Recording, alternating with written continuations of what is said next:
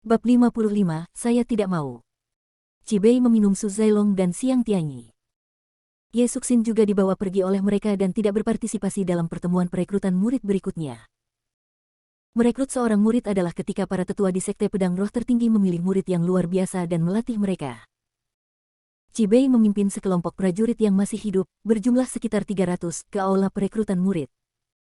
Lebih dari 700 orang berpartisipasi dalam penilaian tersebut, tetapi hanya lebih dari 300 yang selamat. Tingkat kelangsungan hidup ini sangat rendah. Lin Bei sebenarnya tidak membunuh banyak orang kecuali raja pendatang baru. Di aula perekrutan murid, semua tetua sekte dalam dari Sekte Linjian sudah menunggu di sini. Melihat Cibei dan para prajurit masuk, mereka semua tersenyum tipis. Di tengah kerumunan, Lin Bei berdiri bersama Qi Shaolong, Tidan dan lainnya. Dia adalah Ling Tianzi. Cibei Chuanyuan berkata pada Lin Bei. Lin Bei berbalik dan memandang seorang pria parubaya dengan rambut panjang dan syal, alis tebal dan mata besar, berdiri di ujung paviliun Penatua, dan dia terkejut. Ling Tianzi tidak memperhatikan Lin Bei, dia hanya menutup matanya sedikit dan mengistirahatkan pikirannya. Dari lebih dari 700 orang, lebih dari 300 selamat, itu lumayan. Cibei membawa para prajurit masuk, dan tetua paviliun Penatua berkata sambil tersenyum. Penatua Cibei, mohon umumkan peringkat uji coba peninjauan ini, untuk memberi Anda beberapa referensi opini. Kata sesepuh agung sambil tersenyum. Oke. Cibei merespon dan mengumumkan ranking yang telah dihitung. Dalam uji coba peninjauan ini, 10 orang sangat luar biasa dan menerima banyak token. Mulai dari tempat ke-10, Sun Wang, 31 token biasa. Tetua agung melihat ke masa lalu dengan penuh perhatian, siapakah Sun Wang? Majulah. Muridnya ada di sini. Saat ini, seorang pemuda kurus berdiri di samping Cibei, gemetar dan gugup. Tunjukkan tingkat jiwa bela dirimu, kata sesepuh agung. Ya. Sun Wang bergerak sebagai tanggapan, semburan cahaya bersinar, dan 7 cincin kuning muncul di sekitar Sun Wang. Semangat bela diri tingkat kuning kelas 7 tidaklah buruk. Tetua agung sedikit memujinya, tetua, apakah ada yang mau menerima Sun Wang sebagai murid? Sun Wang berdiri di lapangan, sedikit gugup dan sedikit berharap. Jika dia diterima sebagai murid oleh sesepuh hari ini, itu sama dengan melonjak ke langit di dalam Sekte Linjian. Dengan dukungan seorang tetua, seolah-olah Cibei telah melindungi Lin Bei. Bahkan aliansi ilahi harus memberinya 3 poin. Oleh karena itu, merekrut murid kali ini sangat penting bagi pejuang baru. Di aula perekrutan murid, ada lebih dari 100 tetua, semuanya melihat ke arah Sun Wang. Karena semua orang diam, biarkan aku yang melakukannya. Seorang lelaki tua menunggu lama, tetapi tidak ada yang berbicara, jadi dia keluar sambil tersenyum dan berkata. Saya Kong Suang, Sun Wang, apakah Anda bersedia menerima saya sebagai guru Anda? Orang tua itu keluar dan berkata kepada Lin Bei. Kong Suang juga memiliki status yang baik di kalangan para tetua. Ketika mereka mendengar bahwa Kong Suang ingin menerima murid, para tetua lainnya juga tersenyum tipis dan tidak melawan Kong Suang. Murid bersedia, jawab Sun Wang dan buru-buru berlutut, bersujud kepada guru. Bangun dan tunggu di samping. Saat perekrutan murid selesai, kamu bisa mengikutiku kembali ke puncak untuk berlatih. Setiap sesepuh diberi puncak gunung tersendiri dan tidak harus berdesakan dengan orang lain. Cibei melanjutkan saat ini, tempat ke-8, Zhang Sunlong, 35 token biasa. Zhang Sunlong. Keturunan keluarga Zhang, kan? Orang tua itu memandang seorang lelaki tua berambut hitam tidak jauh dari situ dan berkata sambil tersenyum. Yang tertua memang keturunan keluarga Zhang. Sunlong, datanglah ke paman keduamu. Orang tua berambut hitam itu berdiri dan tersenyum. Ya. Zhang Sunlong menjawab dan berjalan di belakang lelaki tua berambut hitam itu. Cibei terus mengumumkan peringkatnya. Qi Shaolong dan Tidan hanya membunuh 20 monster, dan mereka bahkan tidak masuk 10 besar. Tempat keempat dalam penilaian ini, Wang Ba, memiliki 39 token biasa. Murid bernama Wang Ba ini diterima magang oleh seorang murid. Tempat ketiga dalam penilaian ini, Ye Guxing, memiliki 92 token biasa. Lanjut Cibei. 92 token biasa. Itu Ye Guxing, ya Tuhan, kekuatan raja baru terlalu menakutkan. Perbedaan antara tempat ketiga dan keempat sebenarnya lebih dari 50 token. Setelah mengetahui nomor ini, semua pejuang yang hadir menarik napas dalam-dalam. Ye Guxing, seorang pria yang tidak banyak bicara, diam-diam berjalan ke depan, menangkupkan tinjunya dan membungkuk kepada para tetua. Ye Guxing, apakah kamu bersedia menjadi guruku? Saya juga bersedia menerima Anda sebagai murid saya. Di tempat, di aula perekrutan murid, dua tetua yang sudah lama tidak berbicara berdiri dan berkata, "Ya Tuhan, 10 tetua akan mencuri orang." Zhang Yi dan Zhao Qian, di antara 10 tetua, akan menerima Ye Guxing sebagai murid mereka. Ketika prajurit lain melihat pemandangan ini, mereka hanya bisa menghela nafas. Mereka memohon bantuan, tetapi tidak ada yang mau menerimanya. Tetapi ketika Ye Guxing melangkah maju, 2 dari 10 tetua ingin menjadikannya sebagai murid. Bandingkan orang satu sama lain, dan bandingkan mereka dengan kematian. Apa 10 tetua itu? Lin Bei bertanya pada Qi Shaolong di sampingnya. Qi Shaolong berbisik, di Sekte Lingjian, para tetua juga memiliki peringkat. 10 tetua adalah 10 tetua terkuat di Sekte Lingjian saat ini, dipimpin oleh sesepuh agung. Itu dia, Lin Bei tiba-tiba menyadari. Ternyata sesepuh agung itu adalah salah satu dari 10 sesepuh. Kamu harus hati-hati, tetua yang hebat ini adalah ayah Xiang Tianyi, bisik Qi Shaolong lagi. Apa? Lin Bei sedikit terkejut. Murid ini bersedia menerima penatua Zhang Yi sebagai gurunya. Ye Guxing ragu-ragu sejenak dan kemudian berbicara dalam hati. Zhao Qian mengetahui bahwa Ye Guxing tidak memilihnya, dan langsung menjadi marah. Saya harap Anda tidak menyesalinya." Setelah mengatakan itu, dia kembali ke tempat duduknya, wajahnya seberat air. Zhang Yi dengan senang hati menerima Ye Guxing. Qi Bei melanjutkan, tempat kedua dalam penilaian ini, Nanli Dao, memiliki 123 token. Saya ingin pisau Nanli. Saat Qi Bei selesai berbicara, seorang lelaki tua berdiri dan berkata, "Itu Qi Bei, salah satu dari 10 tetua lagi." Para prajurit semua terkejut saat melihat lelaki tua ini keluar. Qi Bei, salah satu dari 10 tetua, tertawa, "Sejujurnya, semuanya, pedang Nanli inilah yang saya temukan batu giok bagus di luar, jadi saya membimbingnya ke Sekte Lingjian. Dalam hal ini, kalian tidak akan merampokku." Qi Bei tertawa. Setelah tetua lainnya mengolok-oloknya, Nanli Dao berhasil dikalahkan oleh Qi Bei. Nanli Dao berada di urutan kedua, dan yang berikutnya adalah yang pertama. "Saya memiliki 321 token biasa dan 1 token ungu, jadi saya berada di posisi pertama." Lin Bei menarik napas dalam-dalam dan berkata. Qi Bei berbicara lagi dan melihat ke arah Lin Bei, tempat pertama dalam penilaian ini, Lin Bei memiliki 321 token biasa dan 1 token ungu. Lin Bei melangkah maju dan membungkuk, "Saya telah bertemu dengan semua tetua." Ketika Lin Tianzi melihat Lin Bei, ada sedikit ketertarikan di matanya. Lin Bei ini luar biasa, lebih dari 300 token. Ya Tuhan. Nanli Dao yang berada di posisi kedua hanya memiliki lebih dari 100 token, dan Lin Bei memiliki lebih dari 300 token. Apakah jaraknya begitu besar? Banyak prajurit berkata dengan tidak percaya. 321 token biasa dan 1 token ungu. Lin Bei, kamu sangat bagus. Tetua yang agung tersenyum dan berkata, "Baiklah, apakah kamu bersedia menjadi guruku?" Tetua yang hebat berdiri dengan senyum ramah dan memandang Lin Bei sambil tersenyum. Tetua agung adalah yang pertama di antara 10 tetua Sekte Pedang Roh, kedua setelah pemimpin Sekte Pedang Roh. Dia meminta untuk menerima Lin Bei sebagai muridnya, dan dia yakin Lin Bei tidak akan menolak. Tetua agung sebenarnya ingin menerima seorang murid. Ya Tuhan, tetua pertama dari 10 tetua ingin menerima seorang murid.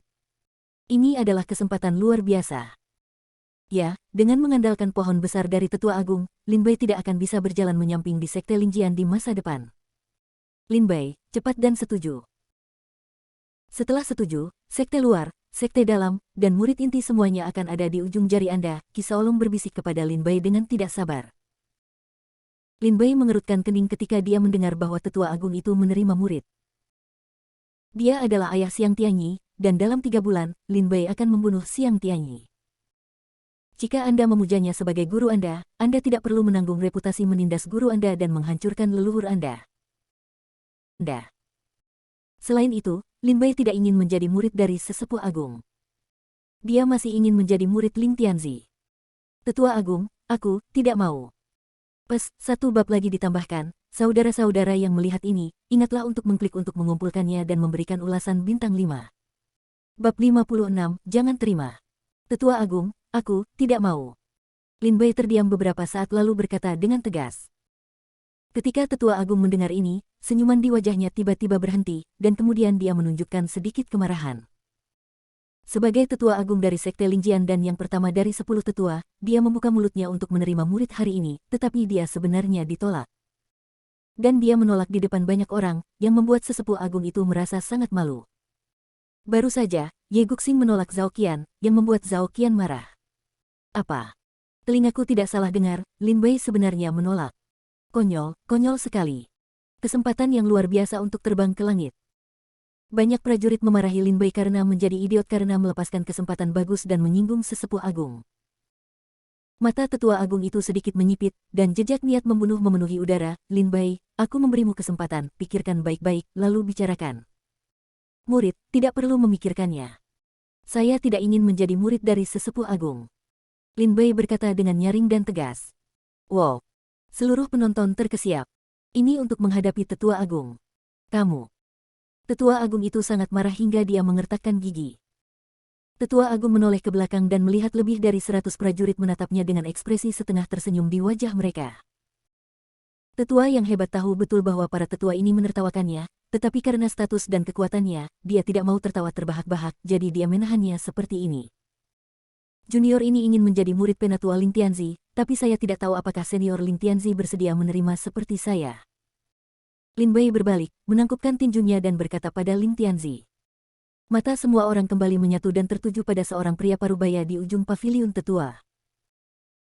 Pria parubaya ini berdiri di sini tanpa mengucapkan sepatah kata pun, hanya memejamkan mata dan berkonsentrasi.